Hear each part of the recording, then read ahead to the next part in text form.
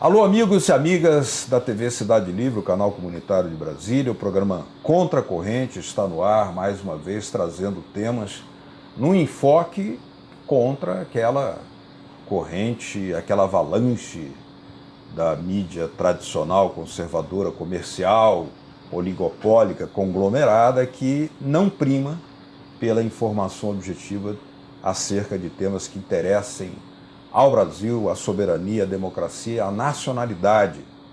E hoje nós temos aqui como tema palpitante um livro que começa a circular, foi lançado recentemente aqui em Brasília, A Serpente Sem Casca. A Serpente Sem Casca, da crise, entre aspas, crise, à Frente Popular.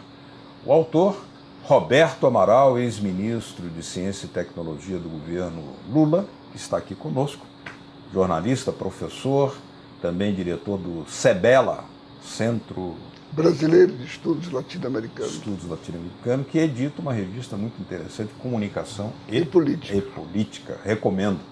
Mas hoje, como o tema é Serpente Sem Casca, da crise à Frente Popular, convidamos também, juntamente com o ex-ministro Roberto Amaral, a presença de um outro ex-ministro de Lula, o embaixador Samuel Pinheiro Guimarães, que foi ministro da Secretaria de Assuntos Estratégicos, além de secretário-geral do Itamaraty, e que conquistou com méritos o troféu Jucapá por um livro que também recomendamos, que é Os Problemas Brasileiros, não, melhor dito, os Desafios Brasileiros da Era dos Gigantes. Muito obrigado a ambos pela presença aqui no programa Contra a Corrente. Qual foi a motivação fundamental para escrever esse livro? Essa onda de golpismo que anda solta na mídia pesou para escrever esse livro? É um livro de combate, é um livro militante? Pesou. O que eu ia dizer está dito, muito bem dito na sua pergunta. Ele é um livro de militante. Que eu escrevi cumprindo o dever de militante. E eu sou pura e simplesmente um militante social. O livro, os meus artigos são apenas uma das formas de luta. Esse livro tem dois momentos cruciais. Um, a reflexão sobre a realidade, que eu faço através dos meus artigos que estão fechados, é uma seleção, meus artigos semanais na Carta Capital Online. A partir dessa reflexão, desse mergulho da realidade, eu tento projetar o que eu temo que esteja por vir. E cumpro o dever de procurar alertar a consciência democrática, a consciência progressista, dos riscos pelos quais nós estamos passando. Há um risco, que é o risco tático, da luta tática, da luta do dia a dia, da luta momentânea, que é o risco da quebra constitucional, que é o risco do golpe, que é o risco do velho e recidivo, o denismo, que é sempre renovada tentativa de ganhar do tapetão a partida que se perde no campo, que é o golpe que vem sendo montado desde novembro do ano passado contra o presidente Dilma. É um golpe que ora fala em impeachment, como agora, e ora fala, como agora e sempre, na tentativa de impedir o governo. Ou seja, uma das formas de golpear o governo é impedir que ele seja. É o projeto de hoje da ingovernabilidade. De certa forma, já estaria em parte em curso. Em curso. Hoje já houve um momento mais grave, no qual, além disto, a direita já havia conseguido implantar uma certa forma de parlamentarismo, mediante o qual a presidente da República estaria mais das funções de Estado, e nós teríamos um parlamentarismo de fato, com um primeiro-ministro de fato, que era, ora, o vice-presidente da República, ora, o presidente da Câmara, caçado como corrupto. Este é o quadro da República Brasileira. Mas o outro lado, que é o lado que mais me preocupa, é o lado que justifica o título do meu livro, é a ameaça da construção de uma sociedade que eu não sei se é fascista ou proto-fascista, de uma forma ou de outra, para além da direita.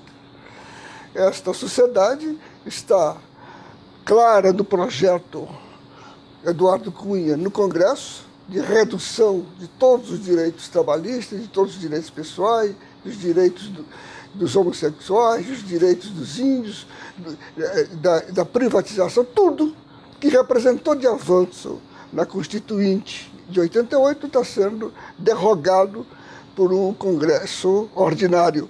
Ordinário como substantivo e como adjetivo. Este é um lado. O outro, a violência, a cisão que está se fazendo na sociedade. E a violência verbal, que, como todos nós sabemos, é o primeiro passo da violência física.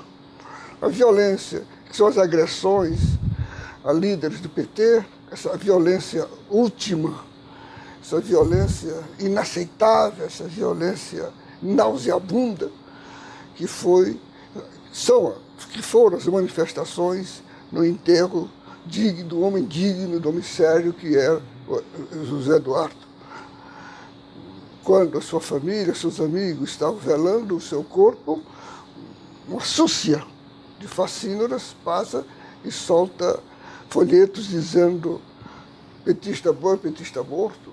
As agressões à imagem do presidente Lula, as agressões à imagem da presidente Dilma, isto nada tem a ver com a sociedade brasileira, com a cultura brasileira.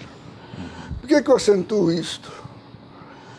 Para que nós, amanhã, quando isso se transformar numa questão mais aguda e mais agônica, nós não nos surpreendamos. Eu vou pedir um minuto para explicar o título do livro. Como nós sabemos, o ovo da serpente, a serpente não tem casca. É um ovo, é uma película tão fina que é transparente. E por ser tão fino e transparente, permite que você, olhando-a, você veja o que está sendo gestado. Você vê o embrião. E o embrião hoje é de uma serpente. Se eu não matar essa serpente agora, eu não tenho o direito de amanhã reclamar quando ela vier picar o meu calcanhar. Essa é a tese. As pessoas pensam, só para concluir, que o nazismo, Samuel, nasceu com o Holocausto. O nazismo nasceu com as invasões das tropas hitleristas, nasceu com os campos de concentração, matando judeus, católicos, comunistas, esquerdistas, progressistas. Não, ali foi o ápice. Ali foi o momento da maior esquizofrenia. Ele começa cedo, ele começa surdo, nos pogroms, na Noite dos Cristais, nas invasões dos cabarés, nos grupos fantasiados de preto, agredindo os outros. Aqui no Brasil nós tivemos parecido, em torno de 1938, com o avanço da ação integralista, os galinhas verdes eles se fantasiavam de verde. Agora tem os vândalos se fantasiando de amarelo. Começa assim e termina, lamentavelmente, sempre termina como tragédia. Embaixador Samuel, há um título instigante em um dos capítulos desse livro sobre essa temática em torno do golpismo, que é uma sanha que está por aí espalhada, né, perigosamente, que diz o seguinte: o que Vargas tem a ensinar ao momento atual, né? Ou melhor, explicitamente, o que Vargas ensina para a política social, a política atual. E como o Roberto Amaral invocou aqui a experiência de 1938, uma tentativa de golpe de direita contra o Vargas, né? Foi debelada. Aliás, com Vargas armado, catete, né? Ele próprio armado. Eu gostaria de lhe perguntar assim, o que é que nós podemos fazer essas reflexões, porque, embora setores da imprensa cunhem a expressão, e aqui não vai nenhuma intenção de desrespeitar nenhum povo, nenhuma cultura, nenhum país, né? A expressão golpe à paraguaia, o correto é identificar que seriam golpes oligárquicos, né? Representando poderosos interesses internos e até externos. Qual é o comentário? O que nós podemos tirar de lições de Vargas para hoje? Bem, se nós fôssemos pensar historicamente, né, é que você tem uma sociedade agrária em crise, a crise de 29, que causa um impacto extraordinário, né? Então, uma fração das classes dominantes, né, comandada por Getúlio Vargas, que foi governador da província, foi ministro da Fazenda de Washington Luiz e foi o líder da bancada, pelo menos... Foi líder do governo. Líder do governo na Câmara de Deputados. Então, não se trata de um indivíduo fora das classes hegemônicas, não. Ele comanda uma fração modernizadora das classes hegemônicas, né, que compreende a importância de você criar um Brasil moderno, basicamente criando a infraestrutura, né, toda a sua preocupação, a infraestrutura física do país, sua preocupação com relação à siderurgia, com relação à eletricidade, à hidroeletricidade, com relação ao álcool. O programa do álcool vem de Vargas, né? A sua preocupação na área de infraestrutura. A ocupação territorial, a famosa marcha para o oeste começa marcha para o oeste, né? Então você tem uma preocupação com a infraestrutura física do país, você tem uma preocupação em criar as indústrias de base principais, né? E você tem uma preocupação de um ângulo social com a população brasileira, com a população pobre. A população pobre do Brasil é uma população praticamente no regime de escravidão, sem direitos a férias, sem direitos a saúde. Escola. Não havia sequer um Ministério da Saúde. Nem do trabalho. Nem do trabalho, nem da educação, né? Então ele se preocupa, de um lado, em organizar o mercado de trabalho. Se você olhar de um lado econômico, né? O mercado de trabalho. Né? Você fortalecer a força de trabalho, né? Do ponto de vista dos direitos sociais, para proteger aí já é uma questão econômica e social, né? E a preocupação com a indústria nacional, né? Com o desenvolvimento econômico, o desenvolvimento industrial. E a preocupação com o fortalecimento do Estado. Quer dizer, Vargas cria os instrumentos de fortalecimento. O serviço público, através do DASP, né? A democratização do acesso ao serviço público. Democratização do acesso por concurso. Foi ele que inventou essa história, né? de concurso. Não é verdade? Então você cria um Estado capaz de, digamos, de induzir o desenvolvimento econômico, de organizar o desenvolvimento econômico. Isso no seu mandato inicial, né? Não é verdade? Cria o Ministério da Educação e da Saúde, com Gustavo Capanema, que nasceu, como é que é o nome? Onça, um lugar remotíssimo. E o pai escolheu Gustavo Capanema para estudar.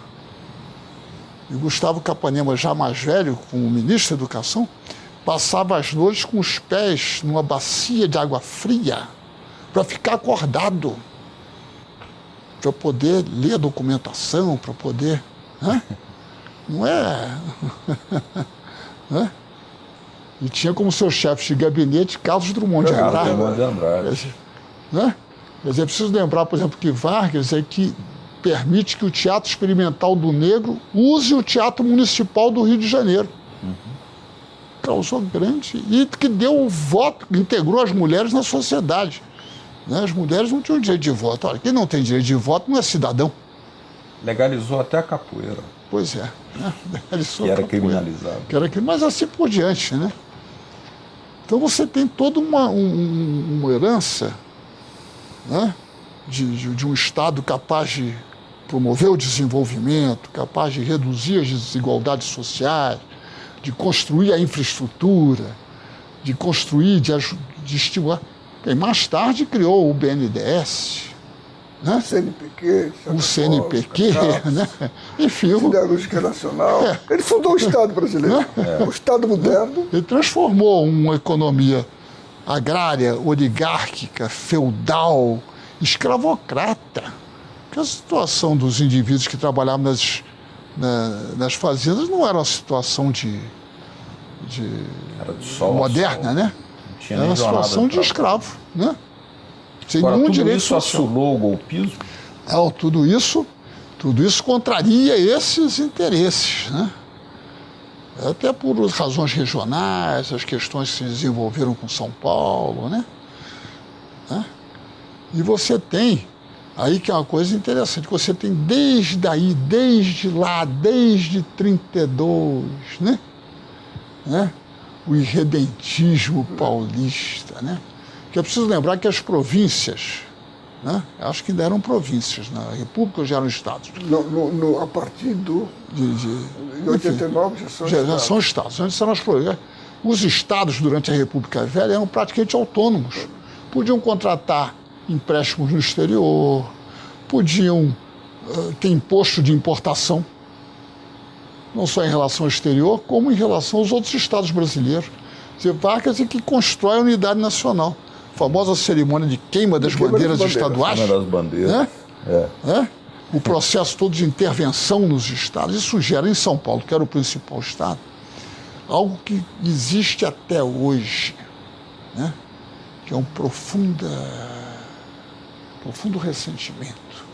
Então, tem questão de ser regional, mas isso existe, isso é um fato que existe, né?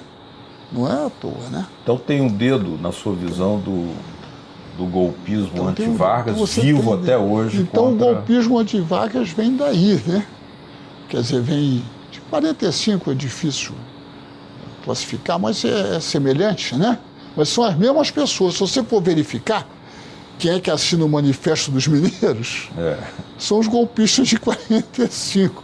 Quem apoia o golpe em 64? São aqueles. Né? Aqueles que apoiam... E que haviam apoiado o golpe de 54, e que haviam apoiado a tentativa de golpe de 61. São as mesmas pessoas. Na época eram coronéis, depois passaram a general. Muda o posto, mas o nome é o mesmo. E agora seriam os netos daqueles? Pois é. Então você tem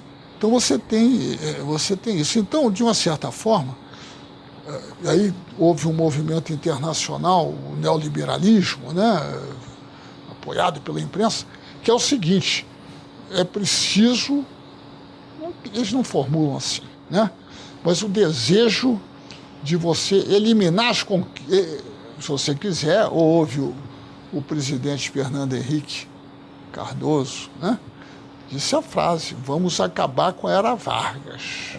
Foi claro, foi explícito. E o governador Jorge Bornhausen declarou que ia acabar com a raça do PT. São os operários, são os descendentes dos escravos, são os, se você quiser, os miscigenados, se você quiser, ou se você quiser usar qualquer termo, né? Pessoas de origem africana, porque os descendentes de origem indígena são poucos na sociedade, né?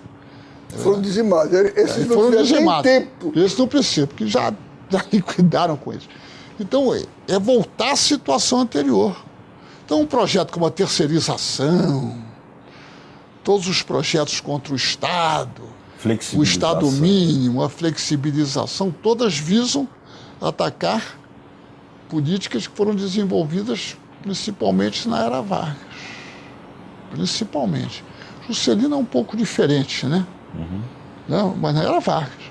Você pode enumerar a luta contra a Petrobras,